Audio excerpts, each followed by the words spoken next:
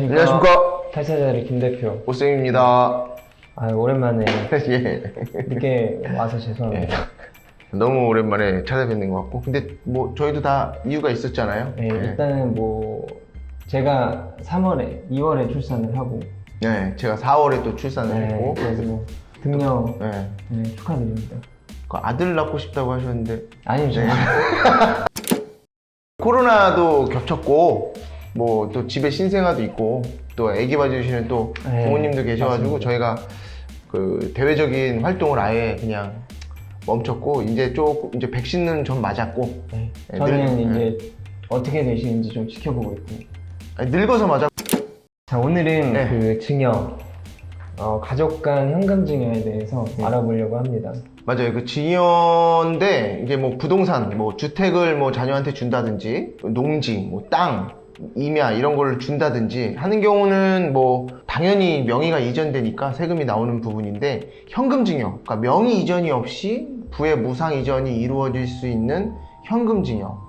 특히나 이제 자녀들이 장성해서 이제 시집장가를 갈 때 뭐 주택을 구매한다든지 전세를 하든지 할 때 자금이 필요한데, 그 자금 출처에 대해서 또 요새 빡빡하게 또 규제를 하고 있거든요. 소득이 없이 막 자금이 어디서 나는지 막 물어봐. 불가피하게 현금을 줘야 되는데, 그 현금을 줄 때 세금이 어떻게 발생되는지를 거의 매일 문의가 있어요. 거의 매일. 이거 현금 주면 걸려요? 안 걸려요?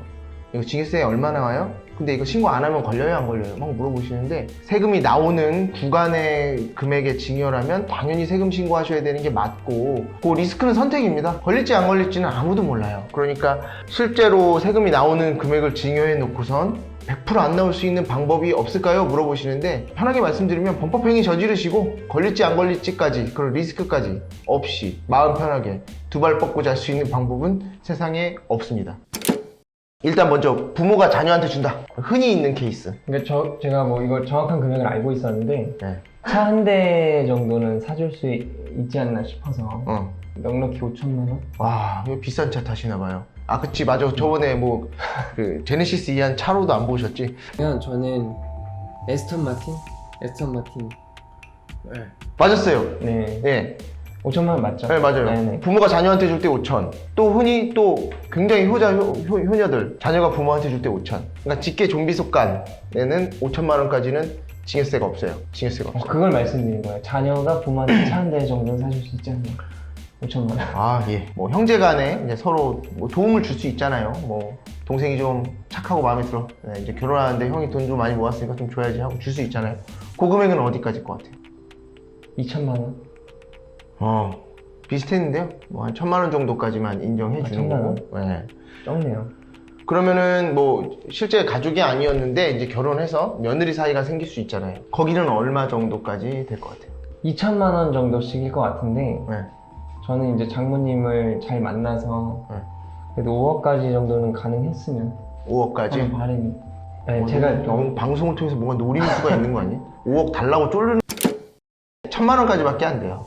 1,000만 원 정도까지는 증여를 할 수 있다 라고 하는 거죠. 질문 드릴게요. 네, 축의금 같은 경우 받으면 안 나올 것 같다. 뭐가 안 나와? 증여가. 증여가? 왜? 줘도. 줘도 안 나온다? 네. 굉장히 애매해요. 사회 통념상 인정될 수 있는 금액까지만 해준다 이렇게 돼 있어요. 그러니까 막 축의금 들어왔는데 막 몇십억이야. 그거 무조건 안 해줄 수는 없는 거거든. 1억까지는 된다. 뭐 딱히 금액을 정해놓은 건 아니고, 뭐 1억이나 남았어요? 축의금이? 케바케 이렇게 생각하시면 돼요. 부모, 자식 간 5천만 원 이상은 무조건 세금이 나온다는 말씀. 그치, 이제 그 부모 자식을 그 예로 들어서 그냥 쭉 가시죠. 뭐 금액 네네. 헷갈리니까. 5천만 원이 넘어가면 세금이 나오죠. 세금이라는 거는, 그러니까 만약 5천을 증여하면 증여세 신고를 해야 되냐 말아야 되냐 또 물어보시는 분도 있어요. 만약에 5천만 원을 증여했다. 그러면은 공제를 5천만 원을 해주니까 세금이 없잖아요. 네. 가산세라는 거는 실제로 납부할 세금에 붙는 게 가산세예요. 그래서 5천만 원까지는 세금 신고를 안 해도 된다. 뭐 이렇게 생각하시면 될 것 같습니다. 어쨌든 저희가 이제 절세를 하는 방법을 알려드려야 되잖아요. 뭐 증여를 현금 증여를 하고 절세의 방법에 대해서 이제 뭐 이렇게 물으시면은 뭐 딱히 뭐 이게 절세 방법은 아니에요. 근데 이제 실질의 왁구를 맞춰가자는 거지. 세법은 근거과세와 실질과세거든요. 자녀한테 만약에 5천을 줘. 근데 1억을 줘. 네. 5천까지는 징역 공제로 빠지니까 초과하는 5천만 원에 대해서는 자식세를 신고하는 게 맞죠.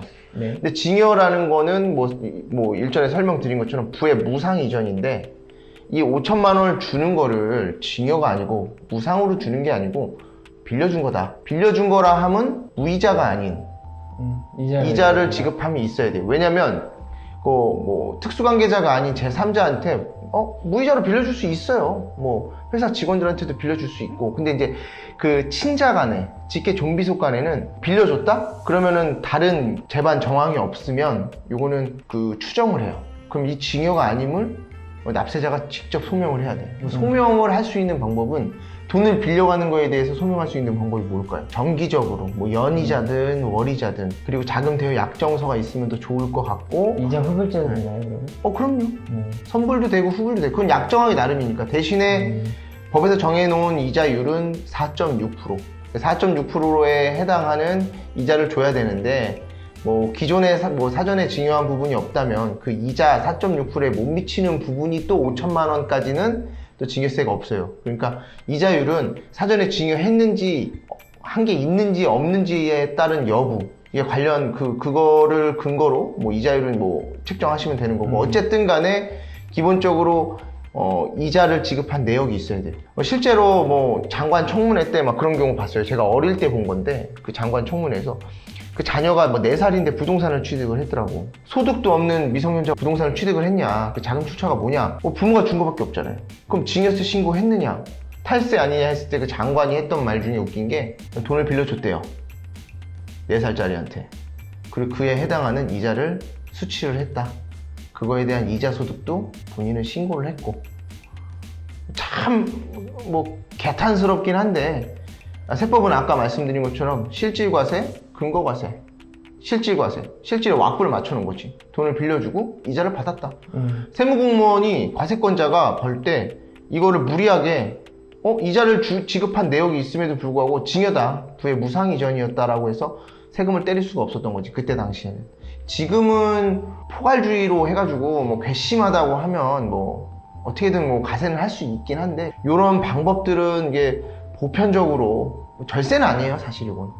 편법입니다, 편법. 편법 징여에 대해서 이제 뭐 많이 규제를 하고 있는데 이것도 이제 조만간에는 뭐 어느 정도의 규제를 할 수 있는 뭐 법이 들어올 수도 있는 부분인데 아직까지는 실제 이자를 주고받은 내역이 있다면 그 부분에 대해서 강하게 과세를 하고 추징을 하지는 않는 걸로 지금까지는 그렇게 돼가고 있습니다. 그러면 제가 그 중간에 이렇게 계산을 해봤는데 네.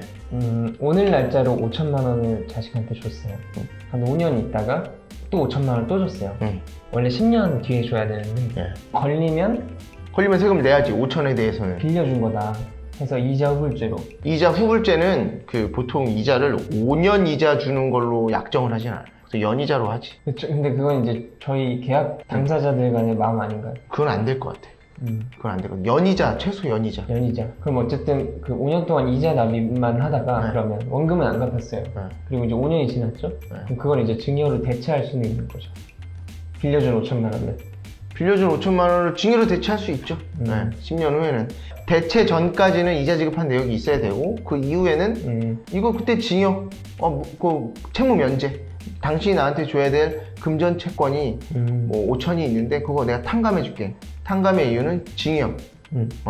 그렇게 할 수 있는 거죠. 알겠습니다. 네. 근데 뭐 자꾸 아까 전에 이렇게 뭐 어떻게 하면 걸리고 어떻게 하면 안 걸리고 뭐 이렇게 해서 걸리는데 이렇게 하면요? 이렇게 하면요? 이렇게 하면요? 아니 그거를 자꾸 이렇게 하면요? 뭐 술 이거 한 방울 먹으면요? 뭐 2방울 먹으면요? 그걸 눈높이에 맞춰서 이게 좀 똑바로 자녀에게 1,000만 원을 네. 증여를 하고 네. 10년 이내에 5천만 원을 증여를 하면 네. 6천만 원 준 거잖아요. 그렇지. 그러면 원칙대로 신고하면 이제 1,000만 원에 대해서 신고를 해야 되는 되는 그쵸. 거죠. 네. 그러니까 딱 5천만 원까지는 세금이 없고 딱 그 1원이라 더 나오는 그거부터. 그렇죠. 네. 이해가 되셨어요? 네, 됐습니다. 그러면 네. 진짜 마지막으로 제가 1,000만 원을 기존에 증여할 때는 당연히 신고를 안 하겠죠. 네. 그렇죠. 1,000만 원 했으니까 뭐 안 하겠죠. 네, 보통 그리고 현금 그 중에. 이후에 이제 네. 10년 안에 5천만 원 줬어요. 네. 이게 걸릴까요? 이게 세금을 안 내려는 뭐 의도에서 뭐 조세 회피 의도가 있었다, 100% 그게 있었다라고 보기는 어려운데, 그 돌아가시면 그러니까 상속세 신고를 하셔야 돼요. 그러면 상속세 신고할 때 생전에 10년 그러니까 돌아가시기 전 10년간 재산을 처분했다든지 채무를 부담했다든지, 그러니까 재산 처분이라는 건 통장에서 돈 나간 거, 그런 부분을 이제 자녀한테 준 부분 다 해서 상속세 과세 금액에 합산을 해요. 그러려면 뭐를 해야 돼요? 통장을 까봐야지. 누가 까봐? 과세권자가 까봐. 근데 과세권자가 막 아무 때나 시도 때도 없이 저 사람 거 통장 까봐야지, 그리고 들어가서 까볼 수가 없는 거야. 언제 까볼 수 있는 그런 이게 권한이 부여되냐면, 세무조사에 착수하면 그 통장을 다 까볼 수 있어. 직계존비속과 형제자매까지 다. 그러니까 상속시에 상속세 조사를 100%라고 말씀드리는 이유가, 금융재산이 있으면 조사를 해야 되는데 까볼 수가 없어. 그럼 조사를 해야 되잖아. 그래서 상속세는 신고하면 조사 100%다. 신고하면이 아니고 그냥 돌아가시는데 재산이 어느 정도 된다 그러면 세무조사가 100%예요. 그러니까 신고하고 나서 몇 달 뒤에 세무조사가 나와. 왜냐면 금융재산을 까보기 위해. 그랬을 때 그 10년 이내에 이제 금융거래 내역을 보면서 자녀한테 간 부분이라든지 이런 게 10년 이내에 1,000만 원이 5천만 원이 넘어. 그러면 부과가 되는 거고, 이게 무서운 게 뭐냐면요, 당시에는 뭐 한 5천이었어. 5천만 원에 대해서 5천만 원을 초과하는 금액이 한 5천 됐다. 그럼 그 5천에 대해서 세율 10% 곱해서 500만 원만 내면 돼요. 징역세 신고를 사전에 했다면. 근데 그 500이 나중에 뭐 그 후에 뭐 한 7, 8년 후에 돌아가셨다. 그러면 가산세가 한 500 정도 나온다고 봐요. 본세만큼 세금이 나오는 거야. 그래서 선택사항이에요. 그래서 사전에 뭐 그런 부분이 이제 상속 설계라는 게 그래서 필요한 거고, 사전에 증여도 뭐 재산이 어느 정도 이렇게 베이스가 볼륨이 크다면 사전에 이렇게 증여도 하시면서 이렇게 하셔야 되는 거고, 오늘은 뭐 이런 거에 대해서 알아봤어요. 네, 알겠습니다. 네. 유익하고 보다 쉽고 접근 가능한 방송을 찾아가기 위해 노력하고 자주 찾아뵙겠습니다. 네, 감사합니다. 감사합니다.